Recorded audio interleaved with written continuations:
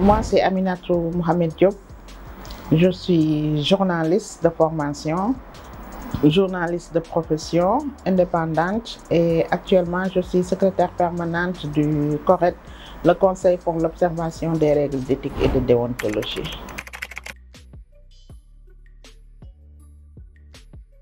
Aminatou Diop, c'est une journaliste de passion, de profession. J'ai fait mes débuts, peut-être avant ça, je suis de la première promotion de l'Institut des sciences de l'information et de la communication. J'ai fait mes premiers pas à Walfadjri pendant 5 voire 6 ans, je crois. Et ensuite, j'ai travaillé pour le journal Le Quotidien.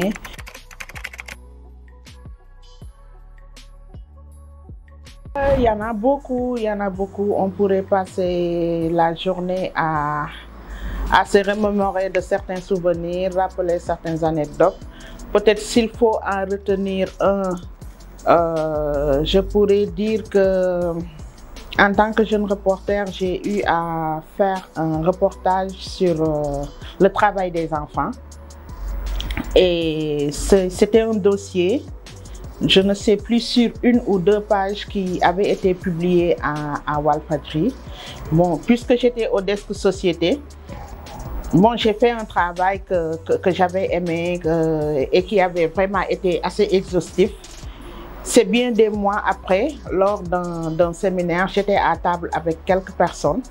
Et au moment de se présenter, quand je me suis présentée, il y a quelqu'un d'autre Il y a un jeune qui a interpellé un vieux en lui disant « Mais voilà Aminatou, c'est elle qui avait fait le reportage qui t'a valu un financement. » Et le vieux, vraiment, il était heureux. Après, il est venu me saluer des 2 mains en me disant « Tu ne sais pas ce que ton article a fait pour moi. » Après, il m'a expliqué. Je ne savais pas qu'après la publication, il a été contacté. C'est un certain monsieur Thiam par l'UNICEF.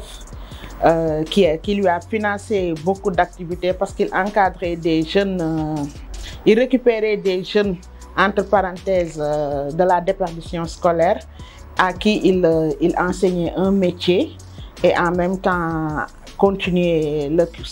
tout en continuant leur cursus scolaire. C'était dans le monde de la mécanique.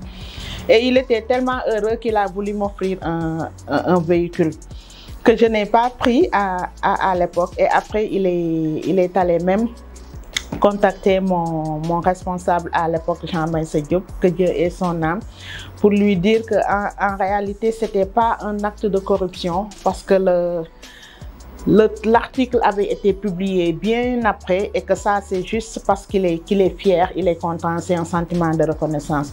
Donc, ce sont de beaux souvenirs que lorsqu'on s'en remémore, on se rend compte que nous faisons un métier noble. Nous faisons un métier difficile, mais noble parce que ça peut changer des vies.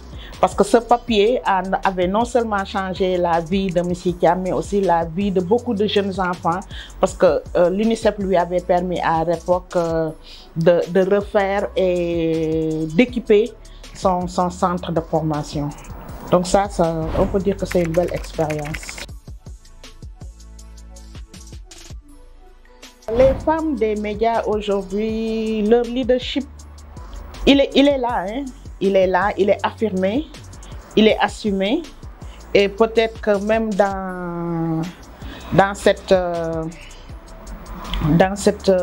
volonté de s'afficher, les nouvelles technologies constitue une opportunité pour ces femmes parce que ces nouvelles technologies leur donnent l'opportunité de mieux faire valoir leur potentiel, de mieux faire sortir ce qu'elles ont dans, je dirais, excusez-moi l'expression, en tout cas, pour ne pas dire de gros mots, c'est vraiment de se faire valoir et de montrer ce dont elles sont capables, de montrer qu'elles en valent autant que les hommes du métier.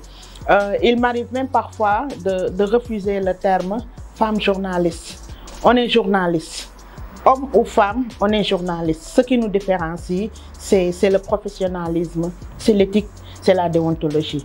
Et ce sont des valeurs et des qualités qu'on retrouve aujourd'hui chez les jeunes femmes qui vraiment montrent leur leadership sur le terrain.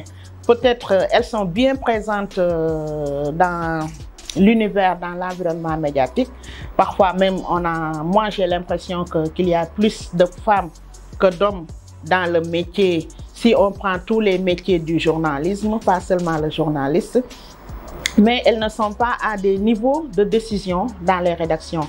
Peut-être c'est là où ça pêche. Elles ne sont pas à des niveaux où elles peuvent influer la bonne marche ou bien la marche de la rédaction. Elles n'ont pas un pouvoir de décision dans les rédactions. C'est pourquoi à l'entame de ma réponse, je disais que les nouvelles technologies changent la donne parce qu'elles permettent aux femmes de montrer ce qu'elles valent et de faire ce qu'elles veulent. C'est un sentiment de fierté, c'est un sentiment de fierté de voir le travail valorisé. Qu'on soit homme ou femme, on a toujours une fierté de dire que voilà mon travail reconnu, surtout quand c'est reconnu par des pairs. Et peut-être au passage, je salue Ejicom qui vraiment depuis 5 voire 6 ans montre cette reconnaissance aux journalistes. Et on a vu que ces 2 dernières années, effectivement, les femmes sortent du lot. Cela montre que les femmes ont une façon de faire le métier qui inspire le respect. Parce qu'il y a vraiment de bonnes choses, des articles de fond, des articles qui changent des vies, des articles qui nous montrent vraiment des choses ou des pratiques insoupçonnées. Et cela montre aussi que les femmes, les jeunes femmes journalistes n'ont pas de limites. Par exemple, moi, quand j'ai été jeune reporter, je n'avais pas la liberté, par exemple. J'ai toujours voulu couvrir des combats de lutte, mais je n'en ai pas eu l'opportunité. Ce n'est pas un regret parce qu'à l'époque, il y avait un peu trop de paternalisme qui faisait qu'on pensait que les femmes ne peuvent pas aller sur certains terrains. Mais sur le terrain, les femmes font la différence et parfois même réussissent là où les hommes n'ont pas le cœur ou n'ont pas le courage d'aller. Donc c'est un sentiment de fierté par rapport aux jeunes femmes actuellement dans le métier. S'il y a un appel à lancer, ce serait plus, je dirais pas plus d'humanisme, mais peut-être plus aller vers la connaissance.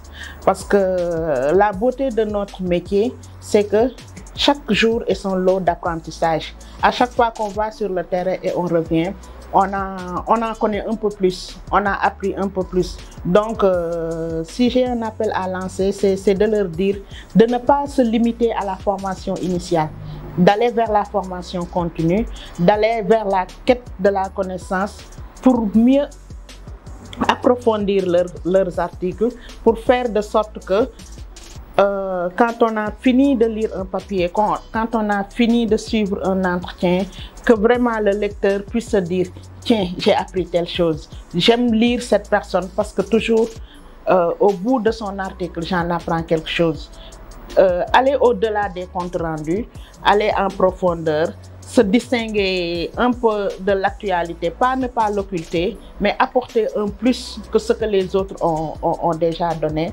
Ne pas se limiter à être des caisses de résonance, mais être des journalistes.